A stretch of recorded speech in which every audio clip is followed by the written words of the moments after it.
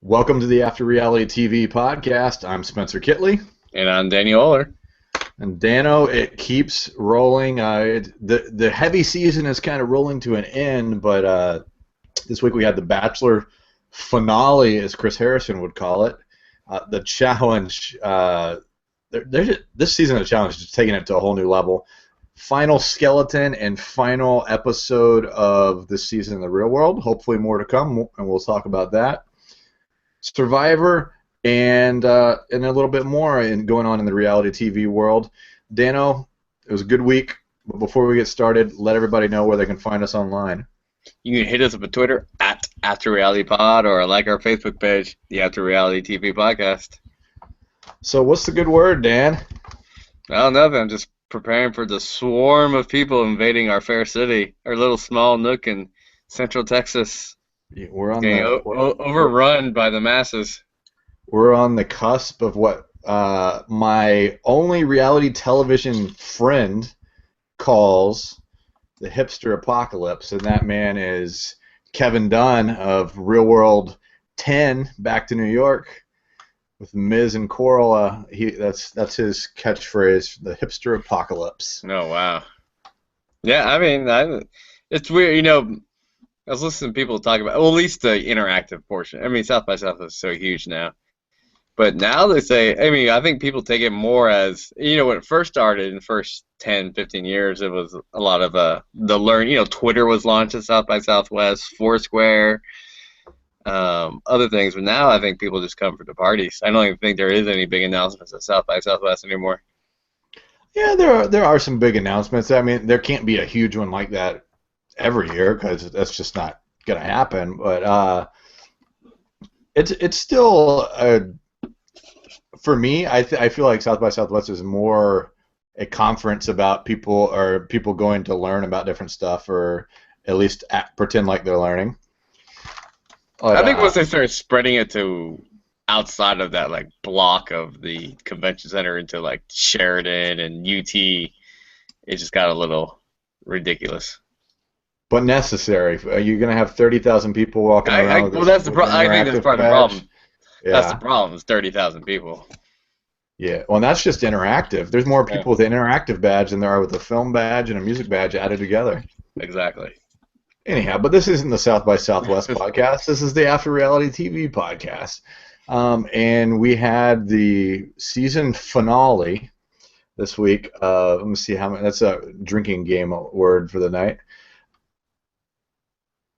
And Chris Soules is engaged, one step away from proving Dan's guarantee wrong. Yes. Just one step. One step. I thought they should have changed this name of this show and change it from The Bachelor to Who Wants to Live in Iowa? Because that's all this episode was about. Basically, do you want to live in Iowa? Yes or no? No? Okay, see you later. That was Dan, it's not who wants to live in Iowa. It's who wants to live in this teeny tiny speck in Iowa. Because, I mean, there are cities there. I mean, I've been to Des Moines. It's not a ginormous place, but it's a city. But we could have summed up this episode real quick. Have Becca and Whitney standing next to each other, and Chris go, Becca, do you want to live in Arlington? And she's like, nah. Whitney, do you want to live in Arlington? Okay. And then we could have been done. It would have been all over.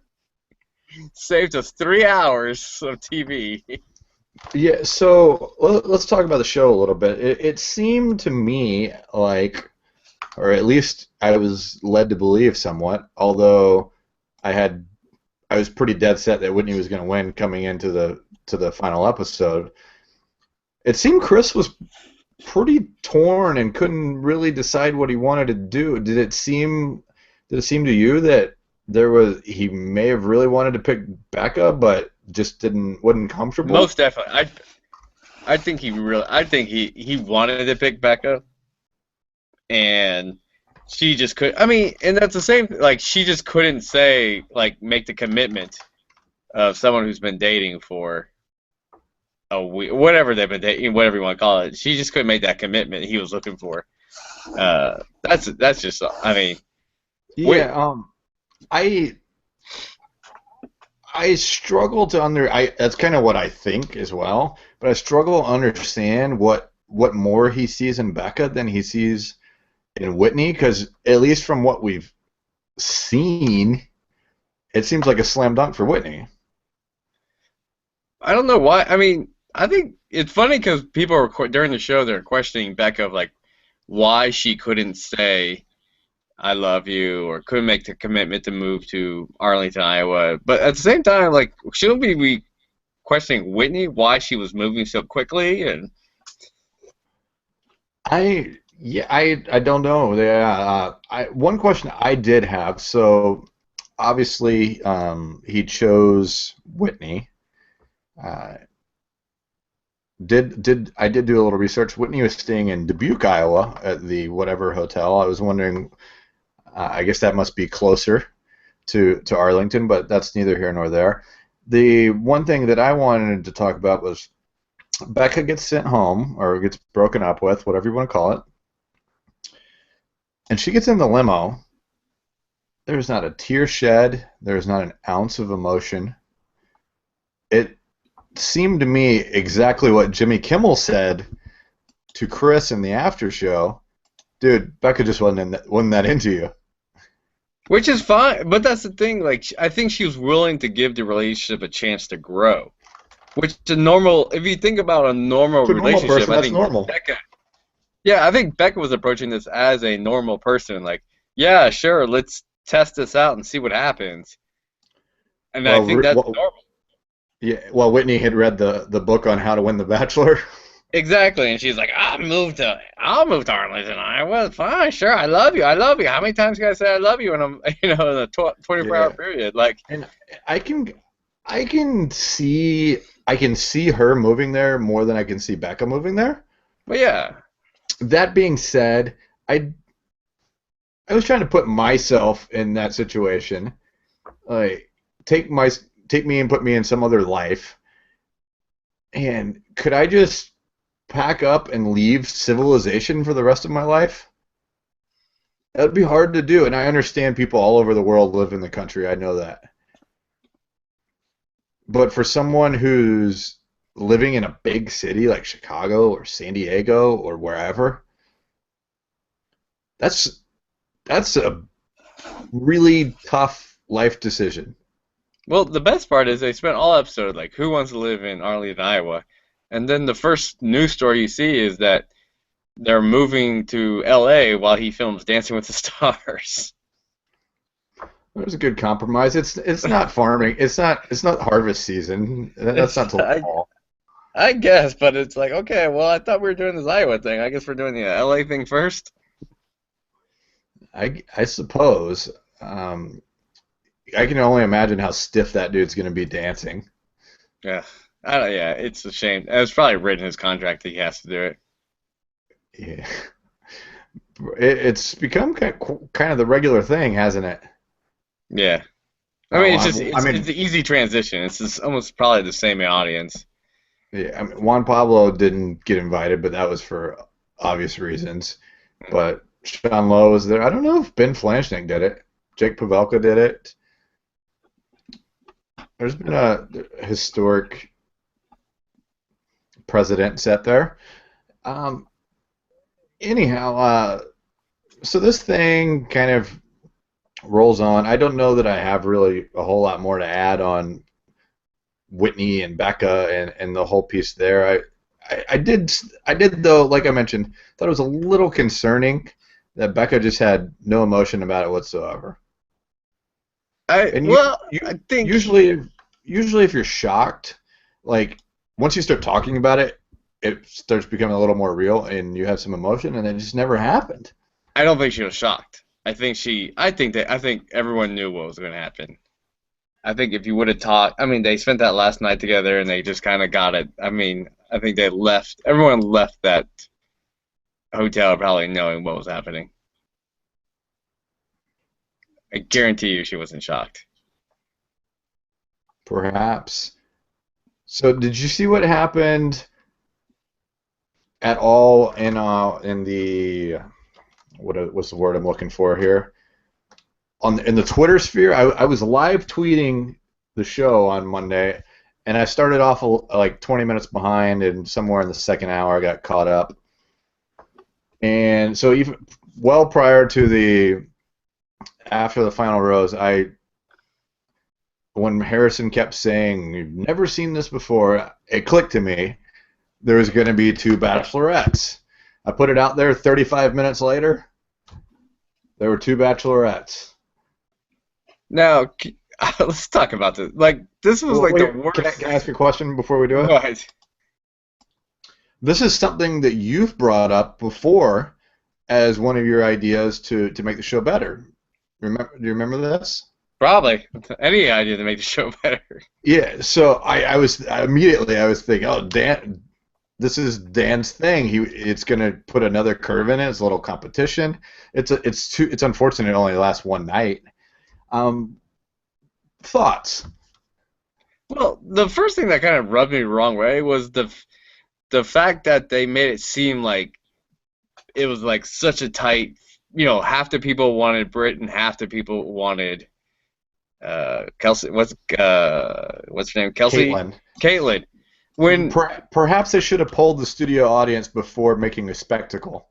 And yeah, so you did that, right? And no one wanted Britt before they did that. And then I went online and you saw different polls of who, before the episode aired, who would you want? And the majority of the people wanted Kelsey. Caitlyn is her name. Caitlyn. Kelsey's the crazy one that lives here in Austin. No, Caitlyn. I'm just saying the fact that they made it seem like the world was torn on who they wanted. Was what upset me most about this whole the episode. No one wanted Britt. I don't know why you would want to see Britt as a bachelorette. Well, I brought it up to you last week. You asked me who I would choose, and I said I'd choose Britt. Why? What does Britt bring to the table? I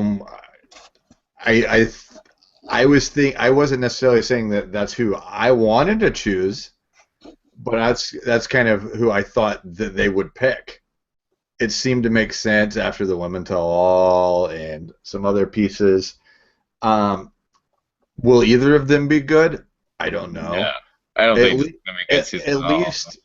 I think if Caitlyn is the Bachelorette, it adds a new element that maybe we really haven't seen in maybe ever, but at least not since Jillian Harris or Ali Fedotowsky, where it's kind of a more playful Bachelorette, as opposed to an Emily Maynard or a Andy or even what was the one before Andy? She's eluding me. Dark hair, Desiree. Yeah. Well, it wasn't Desiree supposed to be the fun? She was supposed to be a fun one. Her intro was her roller skating in Venice. In her bikini, yeah. Yeah, they tried that, but she wasn't. I mean, we know Caitlyn's got kind of a mouth on her and is kind of a little out there. So that's probably the best TV. It's going to be a stretch. Yeah, but I don't know where the guys will be drawn, which one, because they're going to ultimately choose. It's not America choosing. Yeah, but I'm just saying the season's going to be hard to watch. I'm looking forward to it. I'm looking forward to checking it out. And that you have to. Are you really looking forward to it? Well, Dan, I don't have a whole lot of reality TV to look forward to, so I look forward to the staples when the staples are on. But you know what I'm really looking forward to? What are you looking forward to? Bachelor in Paradise, of course. And with we've come to the end of the season.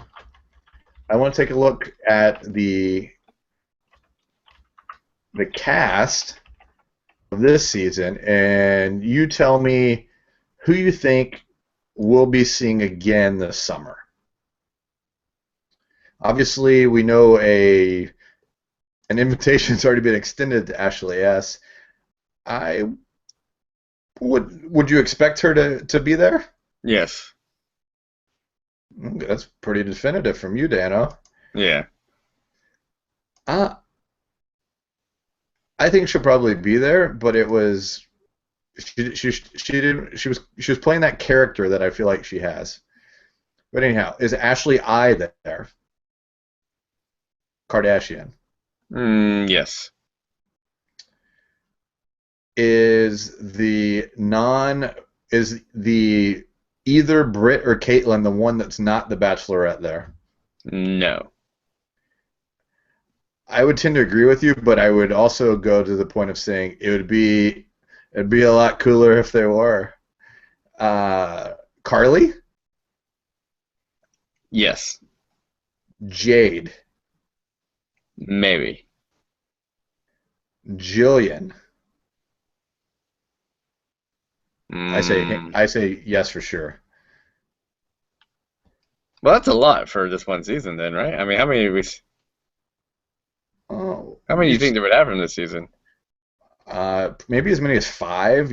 So you've said both Ashleys, Carly, maybe Jade, and that leaves other possibilities being Jordan, Kelsey,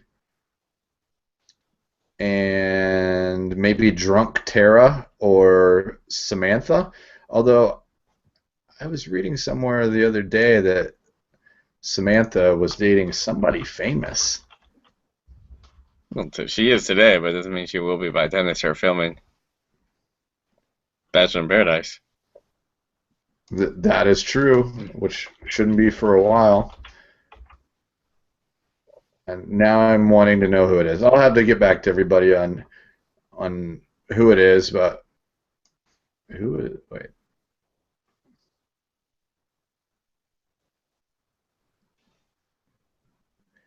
Dead air's never good.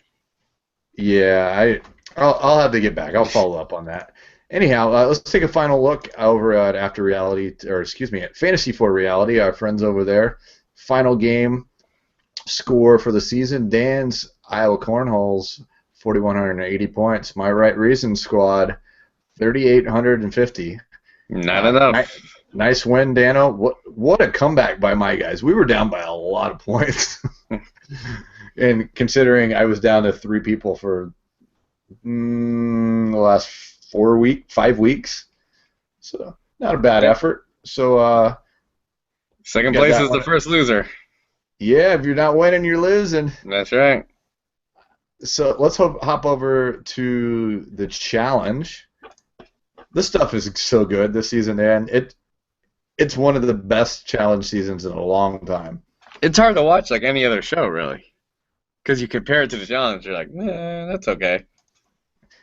Yeah, and the only thing I would do to make it better is the same thing that we say every season. I'd like to see a little more non-challenge, non-competition stuff. Just give it to me online, just like you're doing Exile. Give me 8 minutes of what's going on inside the house. I'm wondering if there's not as much as we think there is anymore. Like they are so focused on like eating right and working out and getting their sleep. There's got to be maybe it's something. Give us a tour of the house. Yeah, them playing card games or whatever. Like I don't know if there is. I mean, I have a feeling the days of the drunken escapades are like of them doing toga parties and all that crazy stuff is over. We still have occasional hookups though. Yeah, but occasional. That's I'm just saying. I think it's really become more of a job than it has been a 4-week vacation. Well, that's for sure. That is for sure. So we left off last week. Nia just acting a fool. Or Nia acting Nia. Yeah, and she ends up with Leroy opposite Wes and Teresa in the Dome in what has become a once per season classic. We have either that or the downhill run game, whatever you call that one, at least once a season now. Wes runs and flops at Leroy's feet in the fetal position, as Bananas described it. And of course, Leroy wins.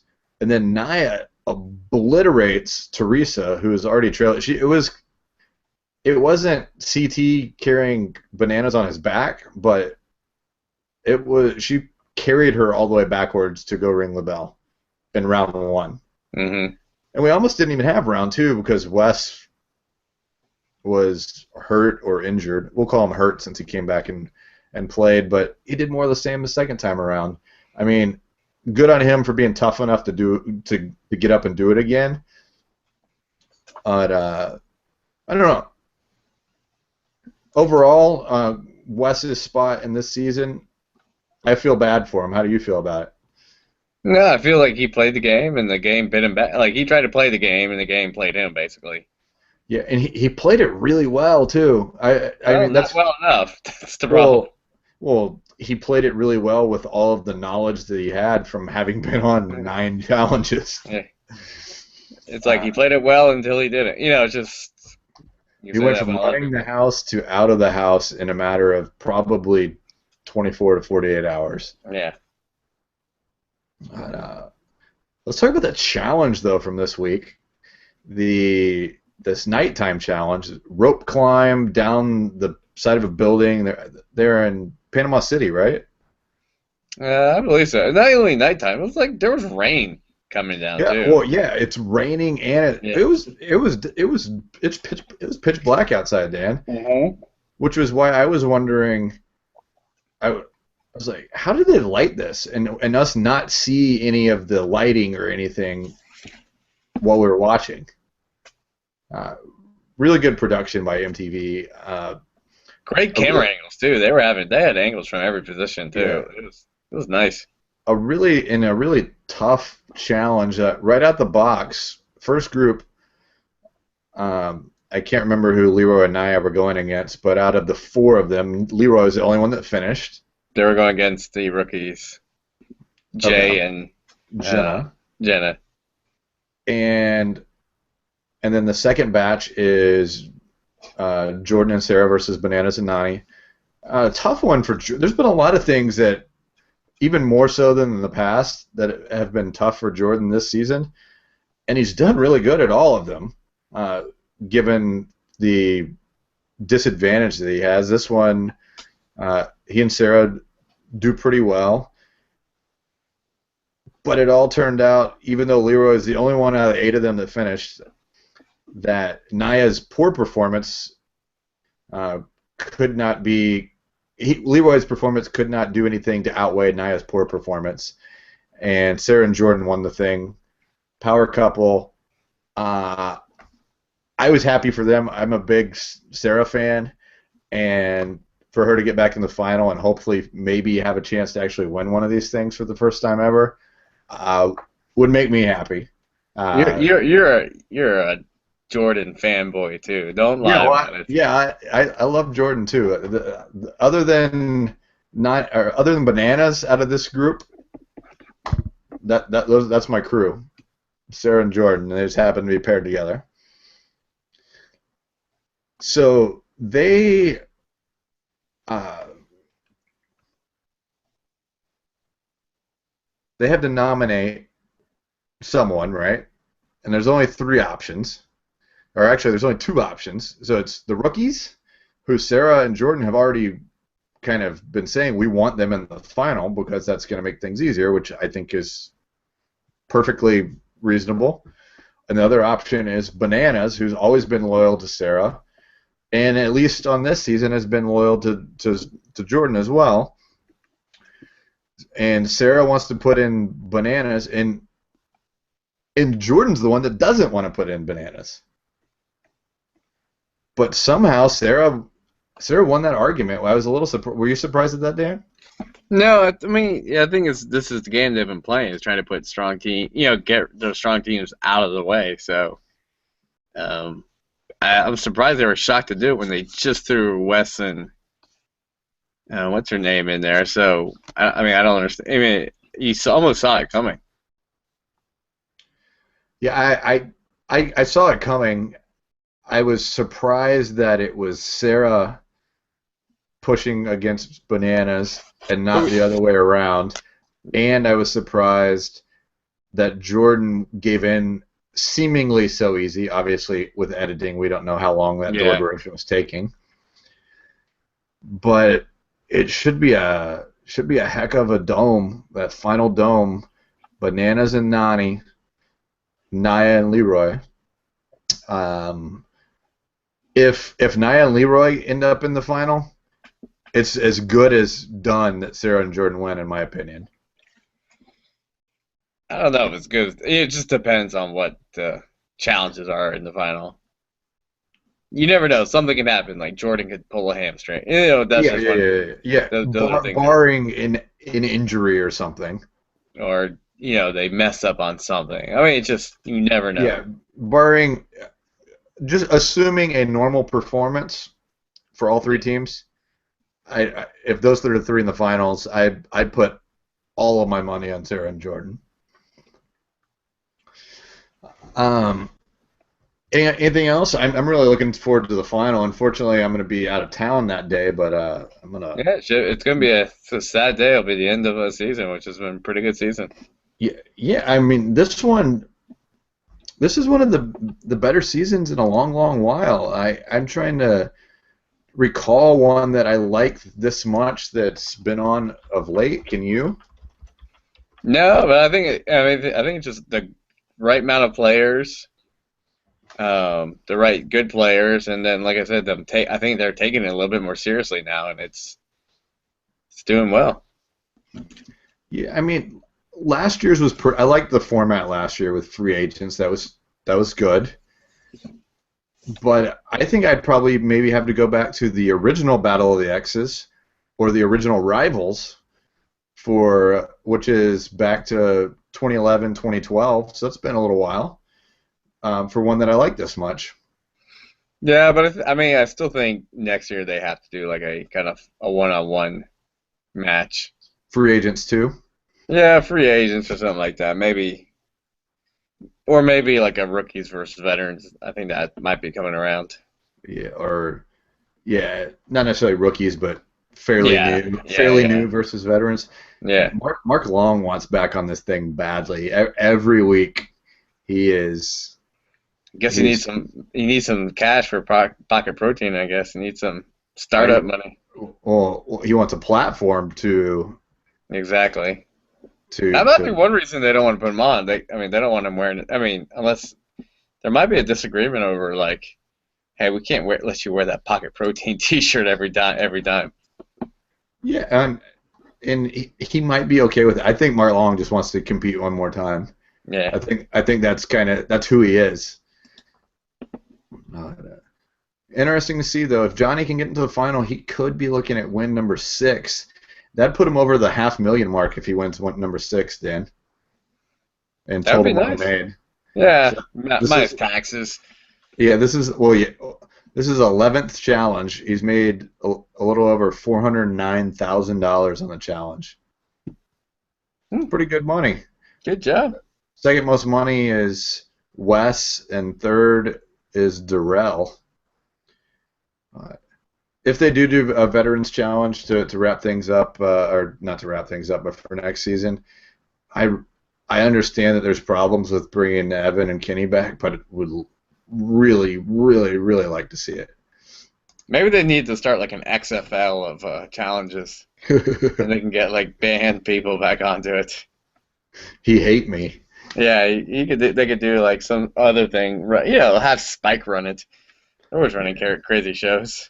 Yeah, so back over to fantasy4reality.com. Not a real competitive game there. It's not a real high-scoring game either for the challenge, but Dan, well, he just kicked my butt. 1,450 to 620.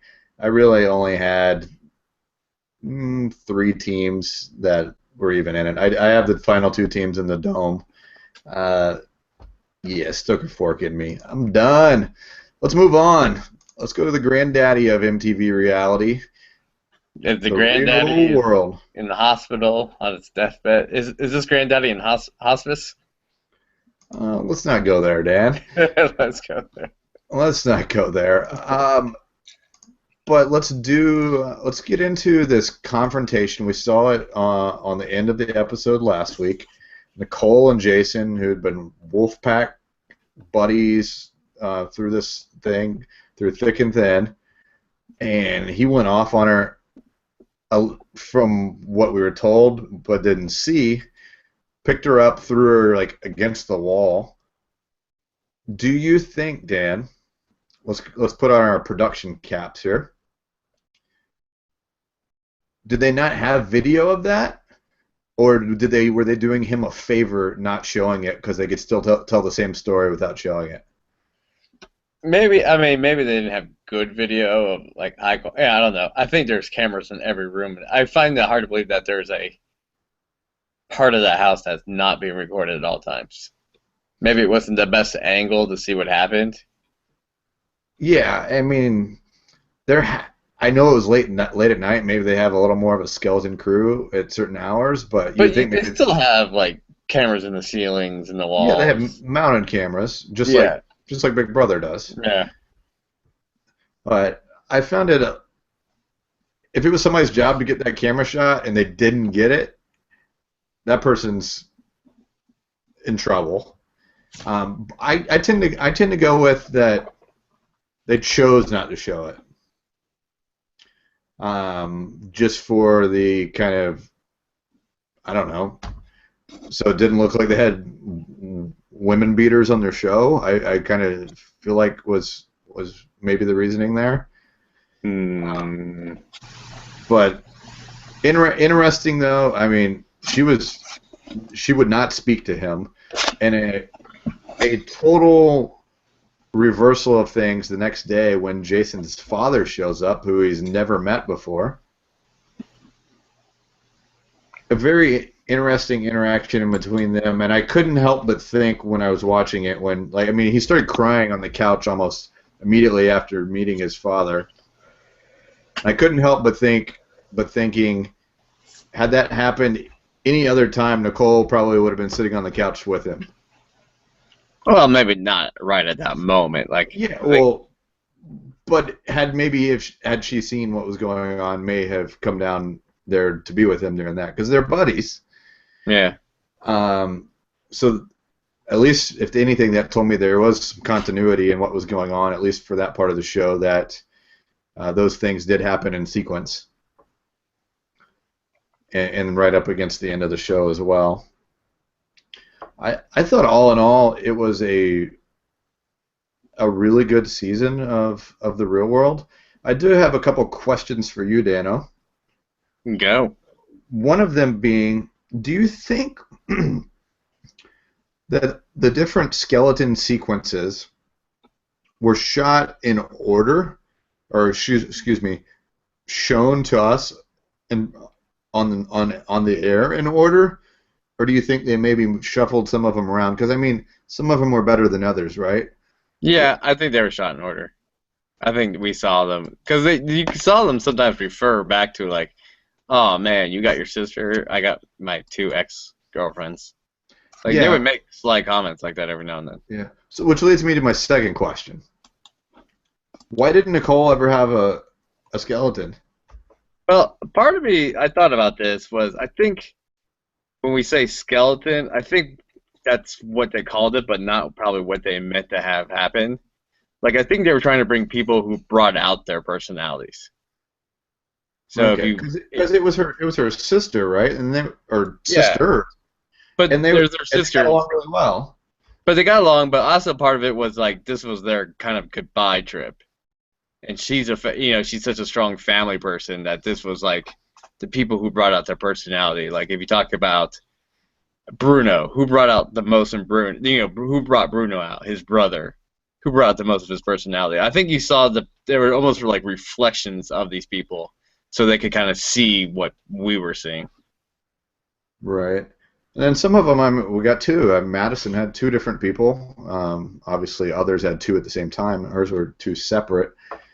Yeah, like Madison was her stepsister. Right? I don't think her stepsister is like a skeleton, and even that guy wasn't really a skeleton. He was a guy who I don't know what your definition of skeleton is, but he was a guy who liked her, but she pushed away because of her drugs. I think I would still. I mean, like you said, depends on what your definition of skeleton is.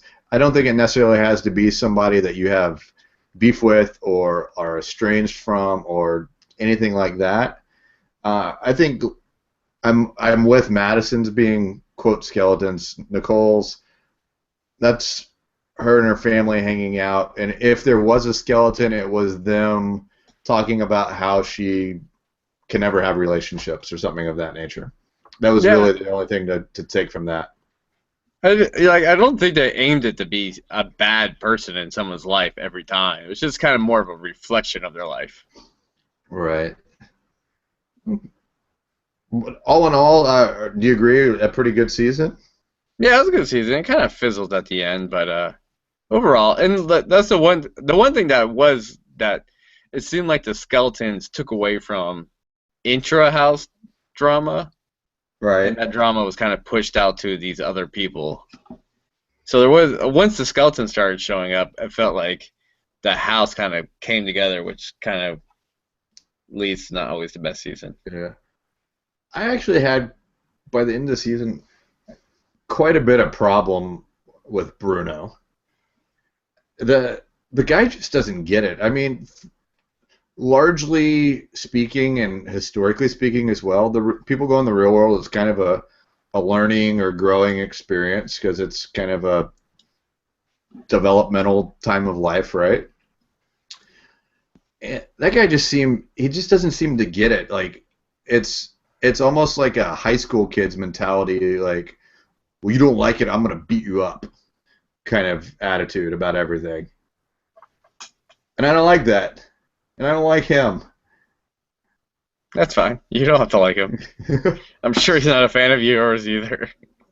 Yeah. I mean, I can't imagine being having your friends or your family watch you act like he acted on television. But I think his fans and family, it's like, oh, that's Bruno. Like, I Yeah. guarantee you that's how Bruno acts. Yeah. I gotta put him and Naya in a padded room together. Mm. It'll be Anyhow, interesting to see if any of these make the transition to the challenge. yeah. And one thing on the challenge that I left off, and I left this off a couple weeks ago. So we had the unfortunate circumstance of the two people passing away after the challenge this season. Did you know that JJ, the tall, skinny guy from Are You the One that was on the challenge at the beginning of the year, like, We talked about this. did we? He had a heart Yeah, attack? yeah, we talked about this. I didn't know. Maybe we talked about it off the pod. I just couldn't believe that. Yeah, it sounds like he's doing fine. Okay. It was just surprising to me. I was like, man, after all the bad stuff that's happened to this cast, I want to bring someone back here, Dan. I want to go back. This is back to probably first 20 episodes we've done on the pod. And actually, I think today's podcast is, I think, our 70th episode. Oh, Quite a landmark. But we used to do a little something called Reality Rewind. I want to play a little version of that. And today we're going to be pitting the Real World Skeletons against some previous seasons of the Real World to kind of find out is the best season since what, in our opinions. You ready? let's do this. Better or worse than Real World Explosion San Francisco? Better. I agree. Better or worse than Real World Portland? I don't really need to ask. Better. But Better or worse than Real World St. Thomas? Don't really need to ask. Better or worse than Real World San Diego? That's Frank and Zach, That was a Sam, pretty good Ashley, season. and Priscilla and Nate, I believe was the cast. Let's call it on par. I'll call it better in my book. The Real World Las Vegas Part 2, that's where we got Leroy from. That's where we That was a got good season. Mike, Anything Dustin Zito, Heather Martyr. I think it might be the best season since that one. Let's Probably. go back. Let's go back a few more because both Las Vegas seasons are pretty good. Yeah, you can't go wrong in Las Vegas. Real World New Orleans, the second one. That's Knight and Jimmy and that group, which I remember liking that one pretty well also. Yeah, And that then- one was kind of good. And then let's go two more, and we'll cut this off. The Real World DC. I say it's better because that Better. That one was wasn't memorable. wasn't real memorable. But then the next one, Dan, is it better or worse than your favorite of all Worse. time, Cancun? Cancun was the best one ever. I know you love the Cancun. That's why I wanted to ask. So I think we're probably in agreement that it's the best one since season 25 Return to Vegas. Probably. All right, so that's 2011. So that's a solid Well, 5 it's not like seasons they're in between. yeah, it's not like they were going against the murderous rows of seasons. I mean, there was probably some of the worst seasons were in Yeah, between Vegas and Skeletons. yeah. There's some not so great ones scattered throughout, but yeah, I agree with that. Like DC wasn't great. We talked about Yeah. Hollywood was not a great season. Denver is actually one of the only seasons since season 7 that I haven't watched. Denver Uh, was a good season. was it? I It had maybe I need, pockets. that's the one with Brooke Jen with two ends. Rivera and Coley and Jen with two ends That's and right. Davis and Yeah. Tyree. Yeah. Let's go with it. That's pretty. I watched some of it. I won't say I didn't watch the whole. Obviously I watched some of it to know all those people, but well, good. Real World has not yet been renewed. At least Have we seen our final Real World? do you want me to go first? Or you want to go first? Yeah, you go first.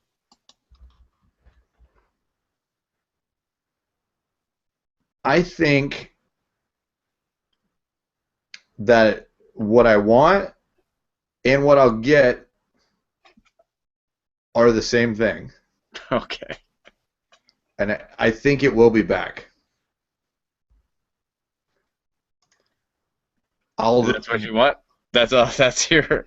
That's what I want, and I think that's what I'll get. I want to ask one question, and then I want to let you go. Yeah. Why are we not getting a reunion for this season? Well, I think that might be. I mean, that could be a telltale sign. I mean, in the TV business, when a show is not picked up for another season, they don't keep producing more shows, even of the. They just kind of they run what they have and they call it a day. So I mean, the decision might have been already made. They just haven't said anything, and that's why they're not producing any more shows.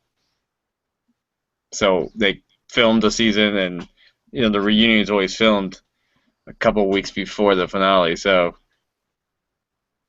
that could be a telltale sign that this is season 30. I mean, anything to run 30 seasons is a good run. Okay, so Dan, do you want it to come back? I mean, if it's on, I'm going to watch it. Is that an answer? I don't think it's coming back. You want it to come back. It's the original reality show. We've been watching it for a long time. But But you don't think it's going to come back? I don't think it's coming back. I think 30 is a good number to start, end on. For me, you mentioned this last week. I can't imagine MTV doesn't have that much good stuff to put on TV, and Yeah, but the production on this can't be that expensive. You just park it in one place. But ratings were down this season, which is not a good sign. I think. Have we talked about this? I think MTV, and this was in that AMA with John Murray. Like MTV needs to kind of move a little bit out of the Stone Ages and realize that ratings aren't everything anymore because people are watching in a lot of different ways, either recorded television, online, they're downloading it.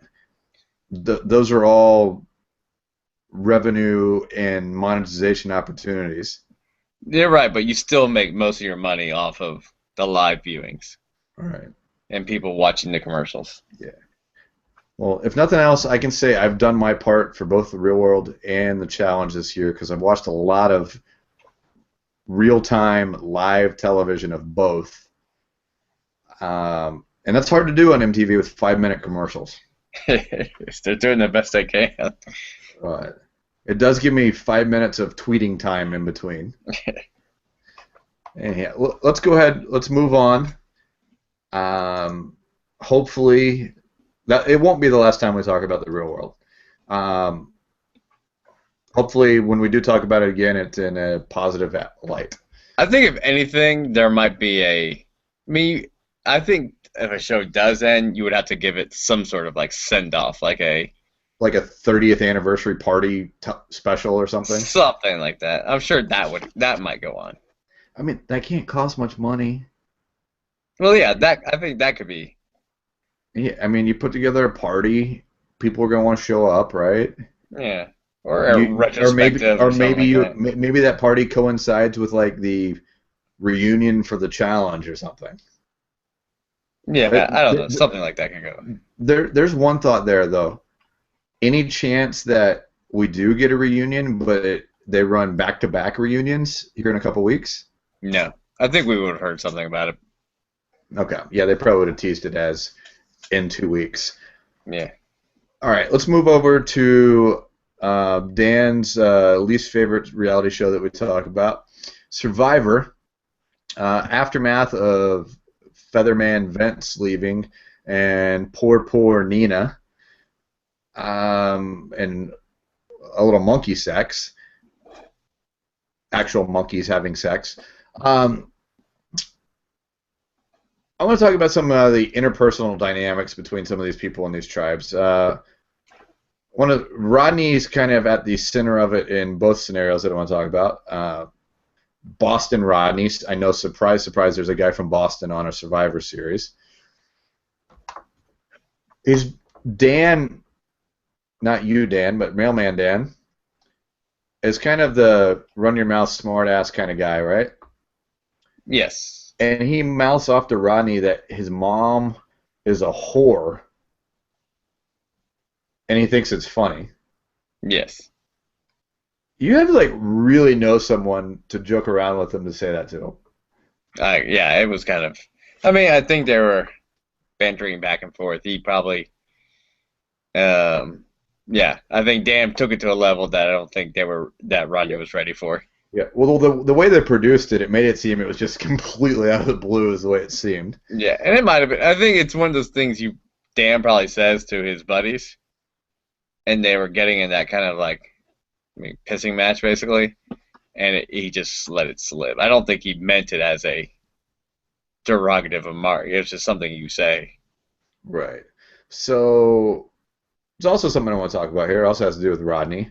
It also has to do with defending Dan and I and our people. Rodney clowns Mike. Oh, yeah. Telling him that, says that, oh, Mike lives on a $100,000 ranch in Texas. And, well, apparently houses are so cheap in Texas that they're $400,000 in Massachusetts, and everybody wants to live there, and no one wants to live in Texas. Yeah, I think somebody should check his research out before he says that. Rodney, come to Austin. You'll be the trashiest person here, and walk around and see how cheap it is. Yeah, exactly. And take your butt back to your miserable state and your miserable friends and family, and don't come back. Yeah, I think isn't Texas one of the fastest growing state? Like more people are moving to Texas every day than anywhere else. Yeah. I'm gonna step down off of my soapbox now. Okay. Yeah, he crossed the line there. He probably was saying stuff just like Dan in the previous argument. He just said stuff he didn't know. And yeah, I didn't like that, particularly given the dislike that I have for certain parts of that state that he's from. Yeah. And we'll leave it at that. Yeah. That was when I previewed this and I said that I had something I really wanted to talk about in Survivor. Now you know what it was. Okay. Reward and immunity this week. We saw some really lackluster play here, Dan. It's this water barrel relay obstacle race where they have to move the teeter-totter to trigger things. A pretty typical Survivor type challenge, right? Yeah, same thing every week. There's no puzzle. Okay. I love talking Survivor with you, Dan, because it's like this banter back and forth. I enjoy it. Um, no caller ends up losing this thing again. If maybe for no other reason that they decided that they didn't need as many players as others to plug the same number of holes that everyone else had in their buckets. Why, oh why, would you tell Nina that she just didn't need to participate for your team? For all we know, they maybe they were throwing the challenge I to get I just Nina. don't get it. When you get down to 4 people like they had, right? Or they have 5, don't they? Never mind. If they had been down to 4 and they had done that, knowing that there was only 3 of them left, really bad move. I still think it was a bad move. I think you try to win everything you can win. Gives you Yeah. the best chance you can possibly have as a individual player to advance in the game as long as possible. Um, anyhow, they had the tribal, and 3 votes for Nina, 2 votes for Will, which was interesting that Joe, the ringleader of that tribe, of the No Collar tribe, he voted with Nina to vote Will. Can you imagine a scenario why that happened? I don't know. I think Joe. I don't know what's going on with this tribe. I don't know if they know what's going on. I think Joe was trying to stick up for Nina. Nina. I really can't. Like you said, they're running plays weird. They're running challenges weird. It seems like they don't really. None of them really like each other. I think they're all just hoping that some of them make it to a merge. You don't think the 3 Joe and the 2 younger girls I don't know. They just don't. like one another? I don't know if they. Not saying they hate each other. I just don't think they're all. Everyone's on this. I don't think everyone's not all on the same page. Yeah. And I'm gonna go check the votes because I wasn't sure. Joe actually did vote. It was Haley. Haley is she's the law school girl. She voted Will. So Nina and Haley voted together. Now, see Do again. you, I mean, I'm not. You just. I don't think everyone's on the same page on that tribe. yeah, it because I remember now seeing Joe's face after the votes came out, and he was just like, "Where did that other vote come from?" And maybe no, that's not even the case. I was like, maybe they're trying to throw some shade on Will, but Will obviously didn't vote for himself. Who knows? I don't know. Between the interesting dynamics on this tribe and the crazy people on the blue collar tribe, um, I'm not saying by any means I love the season. I do like it better so far than the last few, just pure casting wise. I am interested a little bit to see what ends up shaking out with the white collar people because I think those are the ones that are going to get the most angry at one another when stuff goes south. And I think you mentioned that last week too, Dan, didn't you? Maybe. I'm surprised they. I think surprised they kind of keep hanging around. Yeah, well, it's easier when there's 3 tribes. You don't have to win, right? You just Yeah. have to Yeah. not Exactly. lose. Yeah. So I don't know. See what happens there. Still, it's a pretty close game though. And over on Fantasy for Reality for Survivor, Dan did take the lead this week. Had a nice lead, but only a 30-point game. So anybody's game there, and yeah, that's Survivor. Uh, I want to talk briefly. Did you watch the Vanderpump reunion this week, Dan? Yeah, it was on. It was on TV. Well, it had a great cliffhanger, and left me for the first time all season really wanting to see what happens next week. Um, there's this mention of right at the end. It's tell us why you don't like Sheena, about meaning Stassi. which for me, Stassi hasn't added anything to the show this season. She's sure to not adding anything really to this reunion because it's obvious that you cut the tension in the room with a knife. But I'm very interested to know Annie Cohen on an unrelated episode of Watch What Happens Live made a statement of how shocked he was to find out what she said. So I'm hoping he doesn't let me down. I mean, it is what it is. It's the reunion show. There's not any crazy drama other than I've said it time and time again. Kristen Doute, she's just not right, Dan. You forget to mention that. I mean, she's like in her 30s. Like she's not like a teenager or a young adult. She needs to get her life together. Well, and the thing is, it's funny you said that because I kind of feel like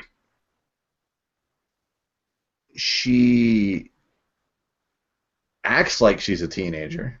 The behaviors that she displays, where she like makes just little snide comments and interrupts people and things of that nature, and just kind of pokes and prods like a teenager would.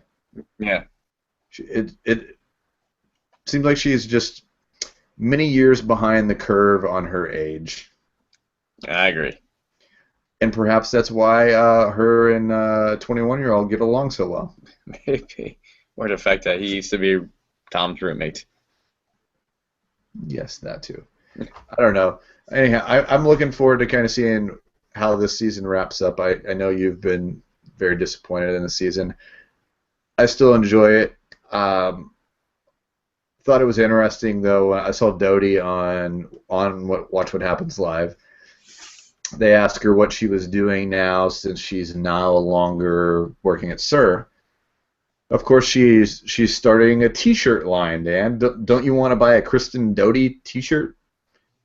I already got one on pre-order. Oh, do you? Yeah. Very good. So I think it's called James May, M-A-E, or May James. I googled it. I could find a Twitter account and I could find a Instagram page, and really nothing on those pages. So it sounded like there was maybe plans to do that, just like she has plans to pursue acting further. I can't imagine her acting real well. I don't think she's that attractive. I think it could be a tough row to hoe for Kristen. Anyhow, we'll get back to that more to wrap it up next week. Watch Shaw's this week. I don't even really remember what happened, so let's not talk about it. We'll skip over Shaw's. next. Any reality TV news for you for the week, Dano? Well, I saw that they put a hold on the Bruce Jenner docu-series or whatever's going on with him. Apparently they're not going to, I guess they stopped filming, or I still don't know what to take on this story, if it's real or not, but it may sound like that he doesn't want E filming it, or has some issues with Burnham Murray, who's producing it. So we'll see where this goes. Well, didn't you tell me that they just signed a really big, like, Yeah, they just said like $100 million Kardashians extension?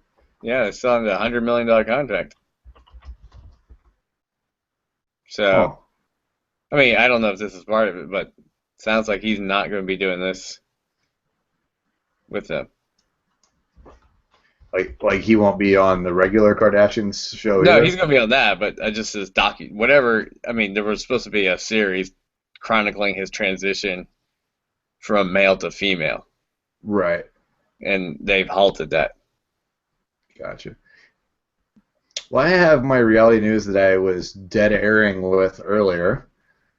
So Sam, or Sammy, the long-haired brunette from this season of The Bachelor, she was on for a while before we ever got rid of her, and really didn't know much about her. I had thought highly of her going into the season, drafting-wise, for Fantasy for Reality. The guy she is dating is none other than Mr. Ari Gold. Oh wow! That's no B-list reality TV or actor. That's the man. How you living, Piven? I think that's his Twitter name. Of course it would be. How you living, Jay Piven is what it is. But yeah, she was hanging out with him as long ago as Super Bowl party. Oh, good for him. So That's that. That's who she's dating. Yeah. Anything else, Dano, before we head off into the sunset of South by Southwest here in Austin? I think that's it, man. It's come to the road. End of a lot of shows are finishing up for the season. So we need to queue up Boys to Men? Yeah, we need to. Would you prefer End of the Road or So Hard to Say Goodbye to Yesterday? Aren't they playing at the rodeo? The Austin Rodeo this year? Maybe you ought to go out on assignment and check that out for us. I've been to Austin Rodeo. It's pretty fun. Yeah, I like the rodeo. I'm not a big rodeo concert guy just because the performers are so far away. Yeah, I agree. But anyhow, we'll be back hopefully with some interesting stories to tell from the next week to 10 days here in Austin, Texas. Next week, before we do, Dan, let them know where they can find us online. You can hit us on Twitter at AfterRealityPod or like our Facebook page, the After Reality TV Podcast. And Dano, you are on Twitter. At Daniel Ohler, Ohler. You can find me at SpencerK11. Until next time, we remind you, we like bears and Mexican food right here on the After Reality TV Podcast.